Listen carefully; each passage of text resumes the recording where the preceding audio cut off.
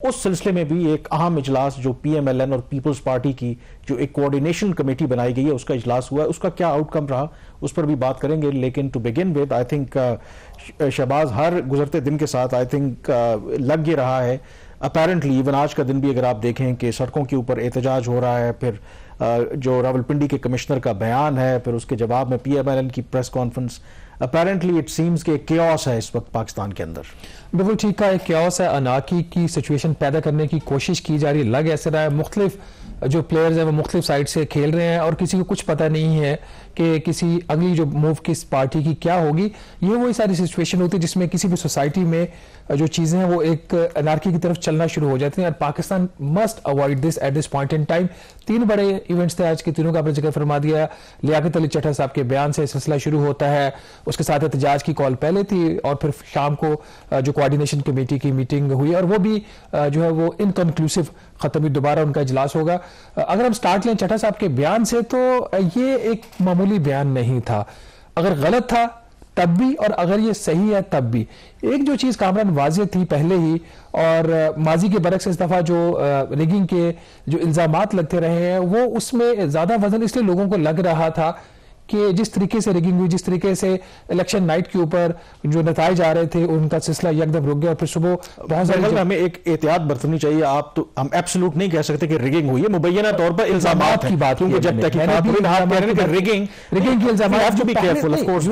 دیکھیں کچھ ایسی چیزیں. ایک بات یاد رکھیں کہ اس وقت جو سوشل میڈیا کے فائدے بھی ہیں نقصانات بھی ہیں. جو اس وقت فیک نیوز بھی چل رہی ہے, آپ کو یہ پتا ہے کہ ای یو کو آج ڈینائی کرنا پڑا کہ ان کے نام سے بالکل ایک سٹیٹمنٹ جاری ہو, تو فیک پی ٹی آئی کو آپ اس چیز کا کریڈٹ تو دینا کہ فیک نیوز, تو اس لیے مطلب یہ کچھ ایسی ہمارے لیے یہاں پر بیٹھ کر سوشل میڈیا پاس کرنا it's very difficult. Social media کی بات ایک سیپریٹ کر دیں. ایز اے جرنلسٹ آپ جب سسٹم کے اندر موو کر رہے ہیں تو بہت ساری چیزیں آپ کے سامنے ویزیبل ہو رہی ہوتی ہیں. کچھ ایسی انفارمیشن ہے جو ہمارے پاس ہے, ہم اس کو سبسٹینشیٹ نہیں کر سکتے تو ہم اس کو بات اس کے اوپر نہیں کرتے. یہ سوشل میڈیا پہ نہیں ہوتا, وہاں پہ جس کے من میں جو سچ اور جھوٹ ہے. بٹ ہیونگ سیڈ دیٹ, یہ جو ریگنگ کے الزامات انہوں نے لگائے ہیں,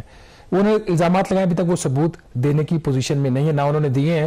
ایک چیز جو مجھے ان کی ساری اس کنورسیشن کو جب ہم غور سے دیکھ رہے تھے باہر اس میں ایک چیز مجھے بڑی واضح ہے کہ اگر کوئی شخص, اگین ہم بات کر رہے ہیں, اسیس کر رہے ہیں, اس کا ضمیر یکدم جاگ گیا جس کا انہوں نے دعویٰ کیا, تو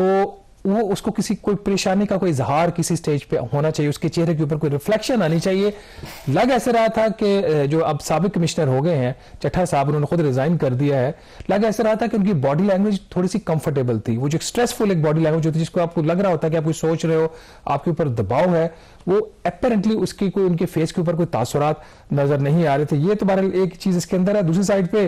اب جو احتجاج ہے وہ بھی ایز یوزول ایک ان کی کوشش تو تھی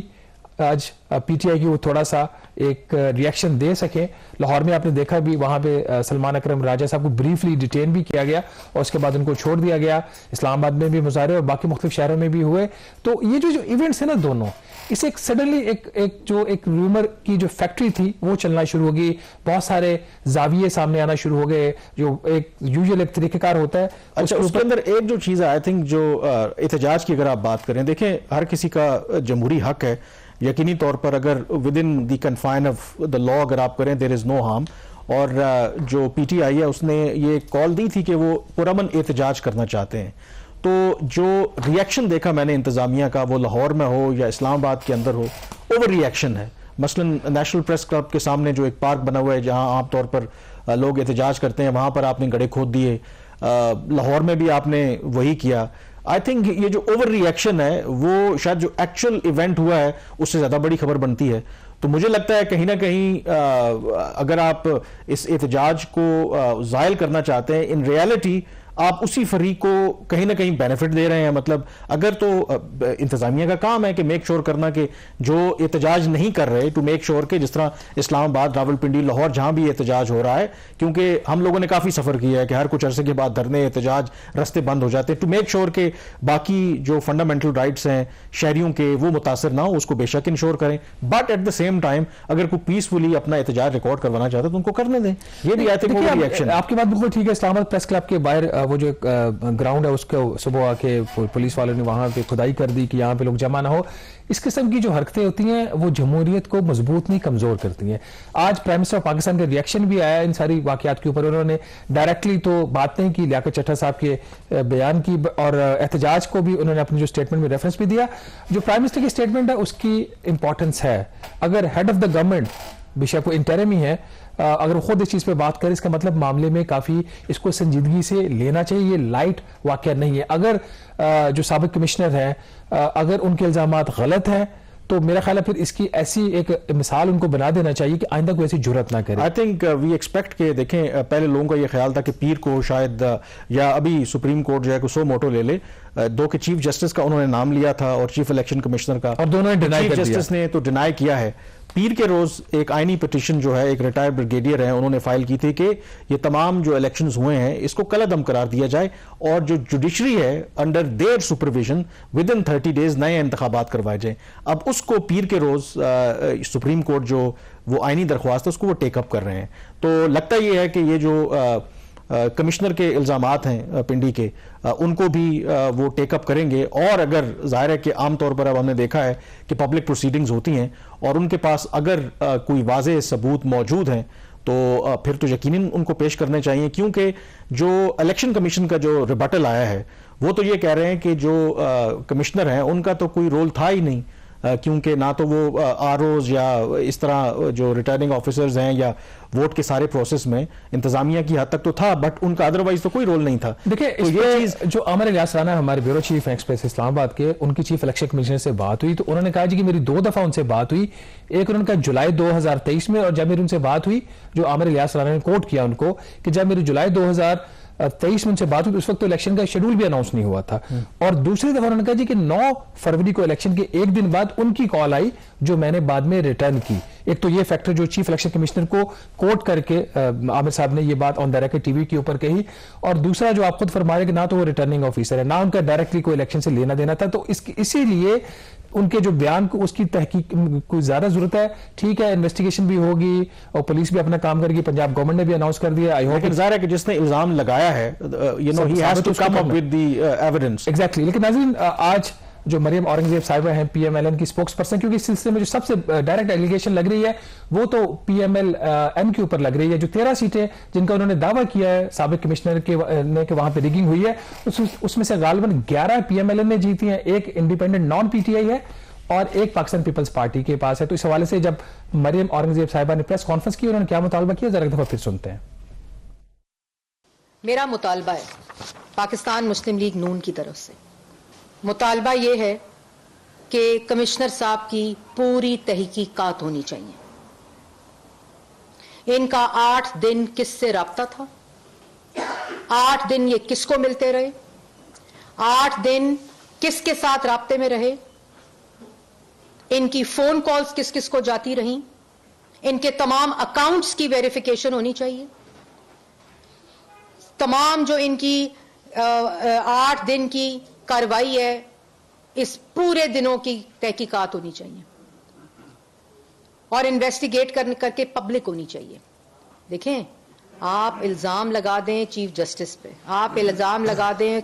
कंफ्यूजन फैला दें, डिस्क्रेडिट कर दें मुल्क के जमहूरी निजाम को, और आप इल्जाम लगा के स्कॉट फ्री हो जाएं और पूरा हिजान क्रिएट कर दें, इसकी भी सजा होनी चाहिए। आप जो जी नाज़रीन, आपने सुना, वो तो तहकीकात का मुतालबा करेंगे। 8 दिन का उनका जो पूरा रिकॉर्ड है उसको देखा जाए, किन से बात हुई, किन की कॉल्स आई, वो सारी चीजें अब अपनी जगह पे। अब जो कामरान रियासती मशीनरी है वो अपना काम करेगी, लेकिन आज का दिन मेरे ख्याल पाकिस्तान की डेमोक्रेसी के लिए और पाकिस्तान के लिए कोई अच्छा दिन किसी भी लिहाज से मेरे ख्याल में वैसे तो जो इतने हालात चल रहे हैं और उस सारे ज़ाहिर है कि जो प्रोटेस्ट और ये फिर खबर, उसके बीच में जो एक अहम खबर जिस पर नजर रखनी चाहिए वो दब गई कि अगली जो गवर्नमेंट है वो कौन बनाएगा, क्या गवर्नमेंट होगी, कैसे बनेगी। तो उसका नाजरीन जो इजलास हुआ पाकिस्तान पीपल्स पार्टी और पीएमएलएन ने जो इत्तेफाक किया था कि कोऑर्डिनेशन कमेटी जो बनाएंगे, आज उसका इजलास हुआ इस्लामाबाद में और जो मुश्तरका एलामिया जारी किया गया है तो उसमें यह कहा गया है कि दोनों फरीकैन ने मामलात को हतमी शक्ल देने के लिए मजीद सिफारशात के लिए बरोज पीर दोबारा बैठने का फैसला किया है। कमेटी के अराकीन इस बात पर मुतफिक हैं कि एक मजबूत जमहूरी हुकूमत ही मुस्तहकम पाकिस्तान की जमानत है। یہ 2 لائنر باقی کس کس نے شرکت کی اس کے اوپر بات کی گئی ہے، اور یہ بھی کہا گیا ہے کہ دونوں اطراف کی جانب سے دی گئی تجاویز پر تفصیلی گفتگو ہوئی ہے اور معاملات پر کافی پیش رفت ہوئی ہے۔ اس کے علاوہ ہمیں ابھی تک یہ نہیں پتا، کلیئرٹی نہیں ہے، کیونکہ Shehbaz P M L N نے آبویسلی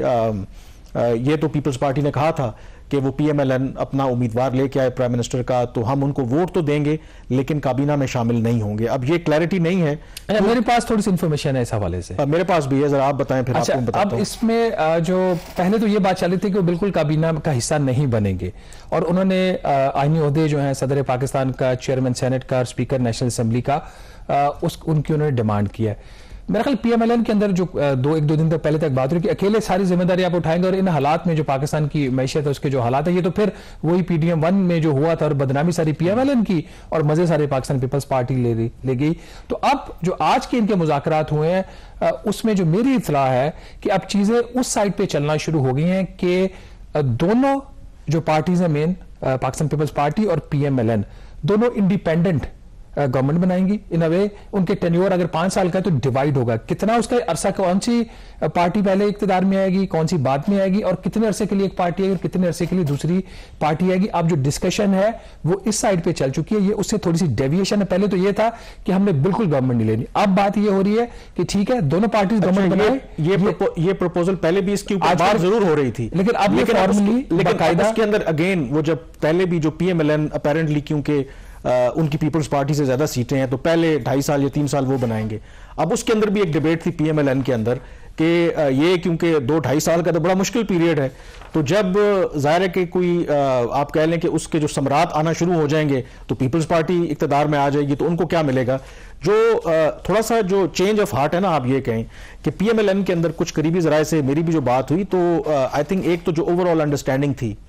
وہ یہی تھی کہ پی ایم ایل این کو ایک سمپل میجورٹی ملے گی، اور سمپل میجورٹی ملے گی تو بڑے میاں صاحب جو ہیں پرائم منسٹر بنیں گے، اور پھر ہم آئی ایم ایف کے ساتھ مذاکرات جو مشکل فیصلے کرنے ہیں وہ کریں گے۔ لیکن کیونکہ ایز پر انڈرسٹینڈنگ نتائج اس طریقے سے نہیں آئے، اور اب جو ہے جو بات مجھے اور آپ کو سمجھ آتی ہے کہ اگر پی ایم ایل این اس موقع کے اوپر ایک مائنورٹی گورنمنٹ بناتی ہے، پیپلز پارٹی صرف ان کو سپورٹ کرتی ہے اور سارے مشکل فیصلے وہ کرتی ہے، تو ہمیں بھی پتا ہے کہ وہ P M L N will become next P M L Q, تو یہ بات تو پی ایم ایل این کے لوگوں کو بھی پتا ہے۔ تو اس وقت جو discussion within the P M L N ہو رہی ہے، اب یہ دیکھیں نا کہ یہ جو کوآرڈینیشن کمیٹی کی میٹنگ تھی یہ کل شیڈیول تھی، کل کیوں نہیں ہوئی؟ کیونکہ نواز شریف نے لاہور میں میٹنگ بلا لی، اور اس میٹنگ کے اندر میجورٹی کا یہ ویو تھا کہ ہمیں موقع دینا چاہیے پی ٹی آئی کو اور پیپلز پارٹی کو کہ مل کے وہ گورنمنٹ بنائیں۔ خواجہ سعد رفیق نے باقاعدہ طور پر اس پر بیان بھی دیا، کیونکہ ان کا کنسرن یہ ہے کہ آلریڈی جو پی ڈی ایم کی حکومت ہم نے لی تھی، سارا ملبہ ہم پہ گرا ہے، کیونکہ ہم نے آئی ایم ایف کے پروگرام میں گئے ہیں، سخت شرائط مانی ہیں، اور ایک دفعہ پھر ہمیں جو ہے وہ اس طرف لگایا جا رہا ہے۔ تو ابھی آئی تھنک چیزیں جو ہیں آپ کہہ سکتے ہیں کہ انسرٹن ہیں۔ لیکن ایک جو چیز جو پہلے تھا کہ جو بالکل پاکستان پیپلز پارٹی اقتدار میں نہیں، کیبنٹ میں نہیں ہے، کنڈیشن یہی ہے، کنڈیشن جو پی ایم ایل این اب کہہ رہی ہے کہ ایسے نہیں ہوگا کہ وہ جو اب پھر آپ اونرشپ لیں گے، مطلب یہ ایسا نہیں ہوگا کہ صرف پی ایم ایل این نے یہ وہ کہہ لیں کہ ٹھیکہ لیا ہوا ہے کہ ہم نے بوجھ اٹھانا ہے، تو پھر سارے بوجھ اٹھائیں گے، کیونکہ یہ مسئلہ پھر اگر کہتے ہیں کہ جی پاکستان کے مفاد کیا ہے تو پھر سارے لیں کہ صرف پی ایم ایل این دیکھتے ہیں کہ منڈے کو ناظرین کیا ان کی آگے بات چیت چلتی ہے، لیکن ابھی تک کی جو چیزیں ہیں اس میں ٹائم لگ رہا ہے، اور یہ ایکسپیکٹڈ تھا اتنا ہی ٹائم لگنا تھا یا اس سے بھی زیادہ لگ سکتا ہے، کیونکہ اگر کسی بھی پارٹی کی میجورٹی نہیں، اور سمپل میجورٹی تو بالکل کسی پارٹی کی نہیں ہے، پی ٹی آئی بھی اس پوزیشن میں نہیں ہے کہ وہ اکیلے گورنمنٹ بنا سکے، کسی اور کے ساتھ وہ اس طرح بیٹھ کے بات کرنے کو تیار نہیں ہے۔ تو لیکن اگر اس طرح کی کولیشن اور ویک کولیشن گورنمنٹ بنتی ہے تو پاکستان کی اکانومی کا کیا ہوگا؟ اس کی پچھلے جو 16 ماہ اس میں کیا حالت رہی اس اکانومی کے ساتھ؟